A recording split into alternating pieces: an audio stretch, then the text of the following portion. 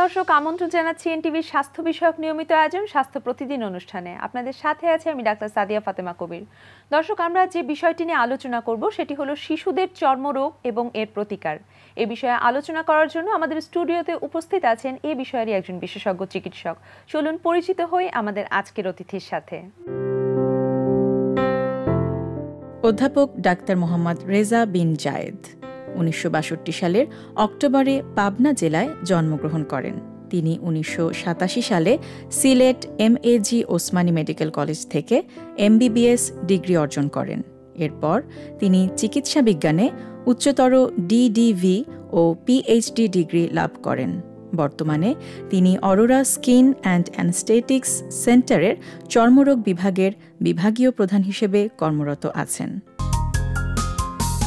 Sir, আমন্ত্রণ জানাচ্ছি আপনাকে আমাদের অনুষ্ঠানে।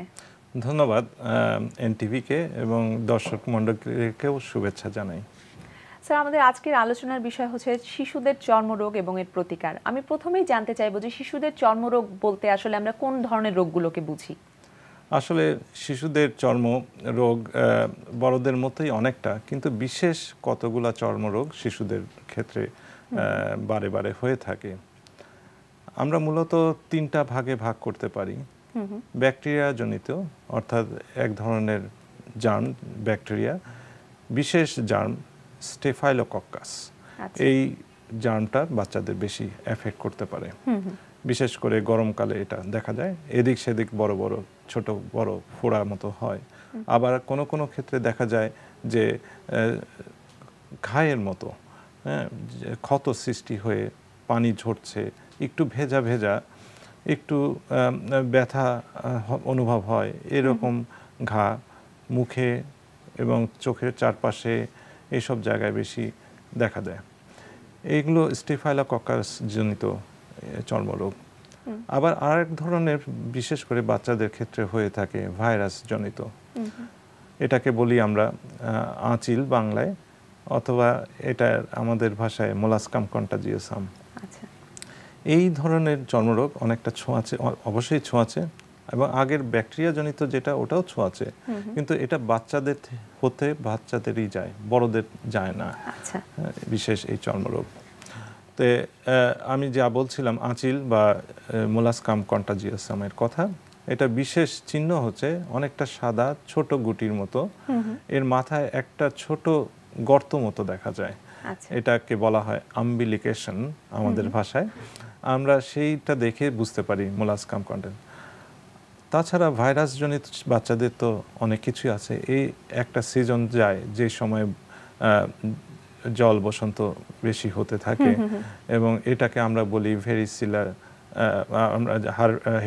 জোস্টার। এবং এই ভেরিসিলার জোস্টারের জন্য বাচ্চারা যদি টিকা না দেওয়া থাকে ভেরিসিলার জোস্টারের, তাহলে সেই ক্ষেত্রে বেশি হতে থাকে। এটা সাধারণত 10 থেকে 15 বছরের ভিতরেই ভেরিসিলার জোস্টারটা হয়। তা আরও কিছু রোগ আছে যেটা ব্যাকটেরিয়াও না বা ভাইরাসও নয়, সেগুলো এমনি এমনি হয়। যেমন এক্সিমা। এই এক্সিমা অনেক অন্য কারণে হয়ে থাকে। বাচ্চাদের এক্সিমা প্রকট খুবই বেশি, বিশেষ করে এটোপিক ডার্মাটাইটিস। এটোপিক ডার্মাটাইটিসে বাচ্চারা সাধারণত বেশ কাটাকাটি করে, অস্বস্তিতে থাকে, এবং এই এক্সিমাটা মুখে, হাতে এবং কোনো কোনো ভাঁজ ভাঁজ জায়গায় হয়। অতিরিক্ত চুলকায় বলে বিরক্ত হয় এবং কাটাকাটি করে। এটোপিক ডার্মাটাইটিস যাদের হয়, এইখানে কিন্তু ব্যাকটেরিয়া ফাঙ্গাস দিয়ে আর বিশ্লেষণ করা যায় না। এটা অনেক সময় বংশগত কারণ হয়, অনেক সময় অ্যালার্জি, ভিতরের অ্যালার্জি চেঞ্জ, অ্যালার্জির জন্য হয়ে থাকে এই এটোপিক ডার্মাটাইটিস। যা হোক, আমি কয়েকটা রোগের কথা বললাম উদাহরণস্বরূপ, মূলত 3 ভাগে যেটা বললাম ভাগ করে। এইসব রোগ বাচ্চাদের বেশি দেখা যাচ্ছে। স্যার, আসলে বয়স সীমাটা কেমন? কত বছরের বাচ্চাদের মধ্যে এই রোগগুলো বেশি দেখা যাচ্ছে? আমরা আসলে পিডিয়াট্রিক একটা এজ আছে, পিডিয়াট্রিক এজ এখন ধরা হয় 20 বছরের ভিতরে। আসলে পিডিয়াট্রিক এজেই এই সব রোগ সমস্যাগুলো বেশি দেখা যায়। এবং আসলে আমরা যদি দেখি যে আরো ভাগ করি এই বয়সটাকে, নিউনেটাল এজ এবং তারপরে চাইল্ডহুড এজ, এইগুলো ভাগ করা যায় ইচ্ছা করলে পরে। অনেকে এইভাবেও ভাগ করে 2 বছর, প্রথম 2 বছর, তারপরে 2 বছর থেকে 7 বছর, এইভাবেও ভাগ করে। যাক, মূলত হচ্ছে পিডিয়াট্রিক এজ মানে হচ্ছে যে 20 বছরের ভিতরে। আচ্ছা, শিশুদের ক্ষেত্রে লক্ষণগুলো আসলে কিভাবে প্রকাশ পাবে? ব্যাকটেরিয়া জনিত যেটা হয়ে থাকে এটার সাথে কিন্তু জ্বর হতে পারে। আচ্ছা। এবং এই জ্বর সামান্য গায়ে গায়ে হয়ে থাকে, এবং যে জায়গাটা হয় ব্যাকটেরিয়াতে, যেটা আমি বয়েল বলছি বা ফারাঙ্কল বলছি, যেটা এসব হচ্ছে সবই ব্যাকটেরিয়া জনিত, এটার সাথে ওই জায়গাগুলোতে ব্যথা হয়ে থাকে।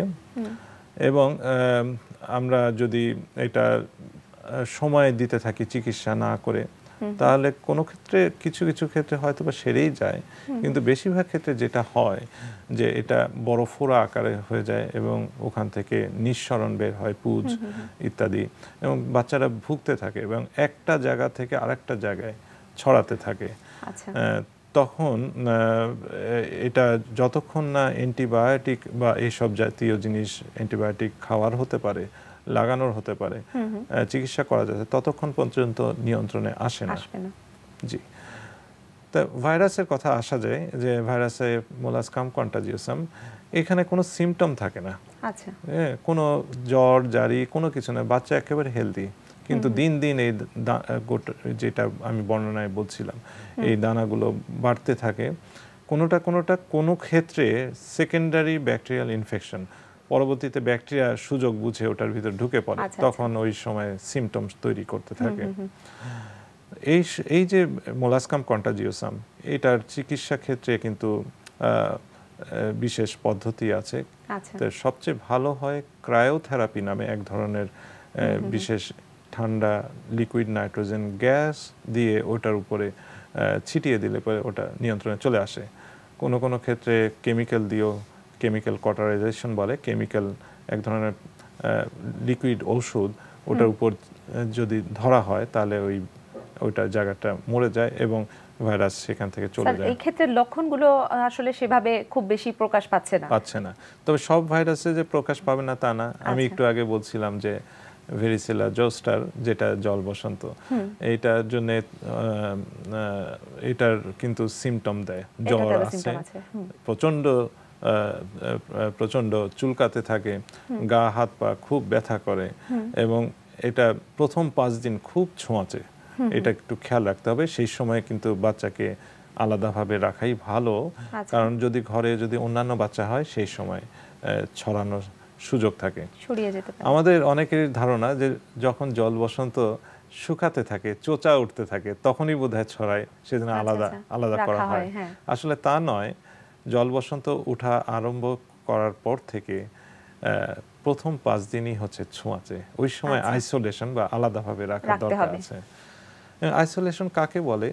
যে মশারি দিয়ে রাখাটা ভালো, আলাদা ঘরে রাখা ভালো, তার ব্যবহার্য কাপড় থালা বাসন আলাদাভাবে রাখা ভালো, এটাকেই আইসোলেশন বলে।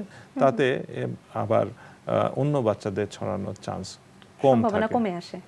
কম থাকে। আমাদের ন্যাশনাল ইপিআই যেটা হচ্ছে যে টিকা কর্মসূচিতে কিন্তু ভেরিসেলা জোস্টার কিন্তু নাই। সুতরাং কেউ যদি ভেরিসেলা জোস্টার টিকা দিয়ে থাকেন, তাদের ক্ষেত্রেও কিন্তু প্রিভেন্ট করা যেতে পারে। তবে যার একবার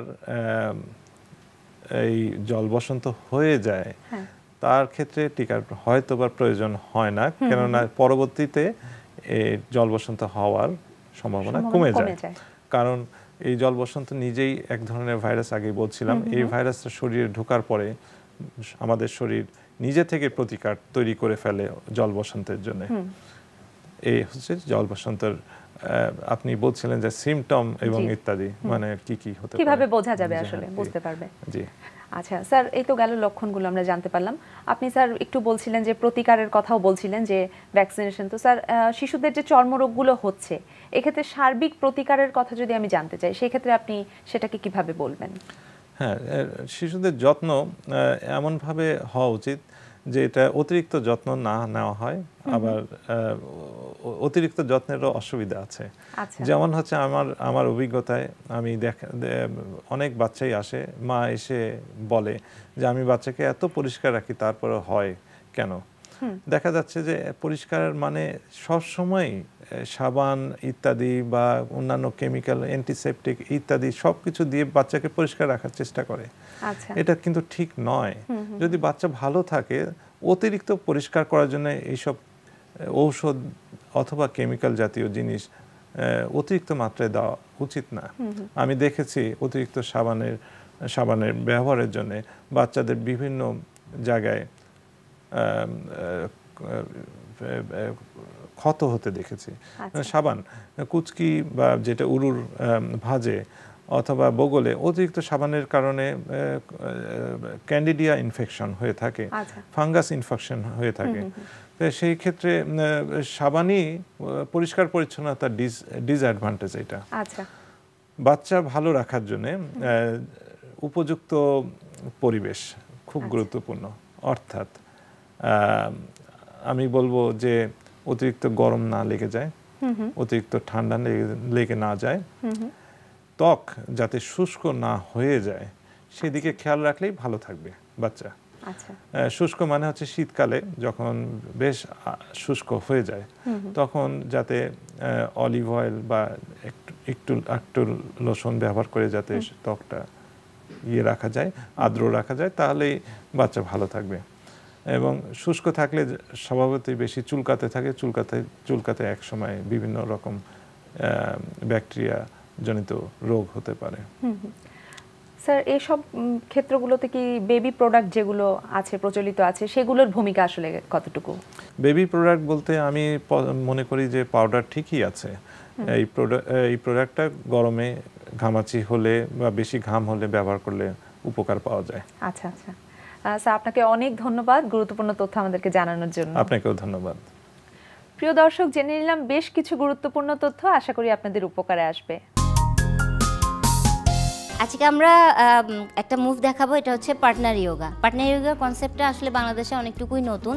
আমরা যেটা জানি যে বিগিনার ইয়োগা কিংবা পাওয়ার ইয়োগা, যেগুলো হচ্ছে যে প্রথমে বিগিনার বা ফাউন্ডেশনটা হচ্ছে একটা আসন, আপনি আস্তে ধীরে অনেকবার করে করবেন এবং পারফেকশনটা আনবেন, সেটা হচ্ছে লেভেল 1। যখন সেগুলো পরপর করতে করতে আপনার অভ্যাস হয়ে যাবে, চর্চা হয়ে যাবে, তখন অল্প সময় সবগুলো মুভ একসাথে করলে কিভাবে করতে হয় ফ্লোয়ের মুভমেন্টের মাধ্যমে, সেটা হচ্ছে পাওয়ার ইয়োগা বা ভিনিয়াসা ইয়োগা। অ্যান্ড দেন হচ্ছে পার্টনার ইয়োগা। পার্টনার ইয়োগার ব্যাপারটা হলো যে দুজন একই মুভ বা কিছুটা আলাদা মুভ একসাথে করলে পরে যেটা হয় যে দুজনের ভেতরের যে একজনকে সাপোর্ট করা, যেটা আমরা বারবার বলছি যে এখানে ফ্যামিলি বন্ডিং বলেন বা দুজনের ভেতরে ইন্টারাকশন, কমিউনিকেশন গ্যাপ থাকলে সেটা বাড়ানো, সব কিছু মিলিয়ে পাওয়ার ইয়োগাটা কিন্তু খুব বেশি হেল্প করে। যে আমার কিসে স্ট্রং, আমি কিসে উইক, আমার পার্টনার যখন জানছে তখন দুজনকে হেল্প করছে। এটা শুধু ব্যায়ামের ক্ষেত্রে না, এটা সব ক্ষেত্রেই প্রযোজ্য। তখন আমার যে উইকনেস আছে আমার ফ্রেন্ড সেটা কাভার আপ করবে, আমার যে স্ট্রেংথ আমি আমার ফ্রেন্ডের ব্যাপারে সেটা হেল্প করব। এভাবেই দেখা যায় যে আমরা পুরো সমাজ বলেন, ফ্যামিলি বলেন, আমরা আস্তে আস্তে গ্রো আপ করব। তো এখানে পার্টনার ইয়োগার আমি 2-3টা মুভ দেখাবো এবং হেল্প করবে। আমার সাথে লিও, হি ইজ মাই সান, আমি আর আমার ছেলে একসাথে মুভগুলো করছি। Okay, and Leo ready, go to the plank. Plank মুভে ও একটু থাকুক, তখন আমি বলি this is plank move, yoga move.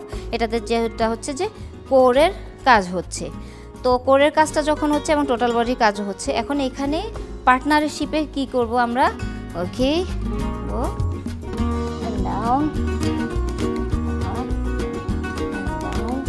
Okay okay. So I am in the plank move, যেটা হচ্ছে যে কিন্তু আমার পাটা উপরে এবং লিওর যেটা হচ্ছে যে লিওর আমার ভরটা নিতে হচ্ছে। Then I will do 1 push ups and then 1 and 2 and 3. Okay, down, then back and up and লিও আপ। Okay, thank you. যেটা হচ্ছে যে আমরা প্ল্যাঙ্ক মুভটা করলাম, তার সাথে কি হলো, আমি ভরসা পাচ্ছি, আমি ওর উপর ট্রাস্ট করি যে ও আমাকে ফেলে দিবে না। ও জানে যে মা আমার পিঠে পা দিয়ে করছে, কোনোভাবে মাকে ফেলতে দেওয়া যাবে না। তো ওর যখন লেভেলটা ক্রস করছে, ও পারছে না থাকতে আমার ওয়েটটা নিতে, তাও সে ধরে রাখছে। So I know. এবং এরপর যখন আমরা পুশ আপটা করছি, পুশ আপটা কী হচ্ছে যে তখন আরও একটু প্রেশারটা দিলাম যে হ্যাঁ ও তোমাকে কষ্ট দিচ্ছি শুধু না, আমি নিজেও কষ্ট করছি। এই জিনিসগুলো অনেকটুকু বন্ডিং বাড়িয়ে ফেলে এবং এটাই হচ্ছে পার্টনার যোগার খুব মজার একটা ব্যাপার। তো আপনারা যারা বিনিয়াসা বা বেসিক ফাউন্ডেশনগুলো করেছেন, আপনারা নিজেরা পার্টনার যোগাটা ট্রাই করতে পারেন। প্রিয় দর্শক, হঠাৎ করে আপনার শিশুর যদি ডায়রিয়া শুরু হয়, সেক্ষেত্রে চিকিৎসকের শরণাপন্ন হবার পূর্বে কি করবেন, চলুন জেনে নেওয়া যাক একজন চিকিৎসকের কাছ থেকে। শিশুর পাতলা পায়খানা খুব প্রচলিত একটি সাধারণ সমস্যা। প্রায়শই শিশুরা পাতলা পায়খানাজনিত সমস্যায় আক্রান্ত হয়। এক্ষেত্রে দেখা যাচ্ছে যেসব বাচ্চা বুকের দুধ খায় তার তুলনায় যেসব বাচ্চা কৌটায় দুধ খায় তাদের পাতলা পায়খানার প্রবণতা অনেকাংশেই বেশি। শিশুদের পাতলা পায়খানাজনিত কারণে বিচলিত হওয়ার কোনো কারণ নেই। খেয়াল রাখতে হবে শিশু স্বাভাবিকভাবে খেলাধুলা করছে কিনা। বুকের দুধ যদি শিশু খায় সেটা কন্টিনিউ করতে হবে, সাথে খাবার স্যালাইন খেতে দিতে হবে, কারণ পাতলা পায়খানার সাথে শরীর থেকে পানি এবং খনিজ লবণ বেরিয়ে যায়, যেটা খাবার স্যালাইনের মাধ্যমে পূরণ করা অত্যন্ত জরুরি। 6 মাসের বেশি যাদের বয়স তাদের খাবার স্যালাইনের সাথে স্বাভাবিক খাবার দিতে হবে। সাধারণত পাতলা পায়খানার জন্য কোনো অ্যান্টিবায়োটিকের দরকার হয় না, এটা সেলফ লিমিটিং ডিজিজ, একা একাই ভালো হয়ে যায়। শুধু খেয়াল রাখতে হবে বাচ্চা পানি শূন্যতায় ভুগছে কিনা, সেটা খেয়াল রাখতে হবে, এটা খেয়াল রাখা অত্যন্ত জরুরি। যদি দেখা যায় শিশু স্বাভাবিকের চেয়ে কম প্রস্রাব করছে, একটু কম খাচ্ছে, একটু কম খেলাধুলা করছে, চোখ কোটরে ঢুকে যাচ্ছে, গায়ের চামড়া ঢিলা হয়ে যাচ্ছে, সেক্ষেত্রে দেরি না করে নিকটস্থ চিকিৎসকের শরণাপন্ন হতে হবে। প্রিয় দর্শক, এবারে থাকছে আপনাদের জন্য আমাদের আজকের হেলথ টিপস। যাদের কোষ্ঠকাঠিন্য রয়েছে তারা এই সমস্যা থেকে মুক্তি পাওয়ার জন্য আঁশযুক্ত শাকসবজি বেশি বেশি খাবেন এবং প্রতিদিন রাতে ঘুমানোর আগে 1 গ্লাস ইসবগোলের ভুসির শরবত পান করবেন। প্রিয় দর্শক, আমাদের অনুষ্ঠান সম্পর্কে আপনার যে কোনো মতামত বা পরামর্শ লিখতে পারেন এই ঠিকানায়। প্রযোজক স্বাস্থ্য প্রতিদিন, এনটিভি, বিএসসি ভবন, 7 তলা, 102 কাজী নজরুল ইসলাম এভিনিউ, কারণ বাজার, ঢাকা 1215। ফ্যাক্স 914338 থেকে 7 পর্যন্ত, অথবা ইমেল করুন স্বাস্থ্যপ্রতিদিন@ntvpd.com এই ঠিকানায়। দর্শক, আগামী পর্বে আপনাদের জন্য যা থাকছে, কান পাকা রোগ আমাদের দেশের বাচ্চাদের মধ্যে সবচেয়ে বেশি হয় এবং এটা খুবই কমন একটা রোগ। যেমন ধরুন, এটার প্রধান কারণ হলো বারে বারে আপার রেসপিরেটরি ট্র্যাক্ট ইনফেকশন, ঠান্ডা, সর্দি, ইনফ্লুয়েঞ্জা, জ্বর, এগুলি ভাইরাস দ্বারা হয় এবং ভাইরাস দ্বারা আক্রান্ত হয়ে আমাদের গলার সাথে কানের একটি টিউব দিয়ে যোগাযোগ আছে, এটাকে ইউস্টেশন টিউব বলে। ভাইরাসগুলি ইউস্টেশন টিউব দিয়ে গলার ভিতর থেকে সহজেই কানের মধ্যে চলে যায়, চলে ওখানে কানে সংক্রমিত করে পর্দাটা ফুটো করে ফেলে এবং ওখান দিয়ে প্রায় পুষ পড়তে থাকে, কানে কম শোনায়।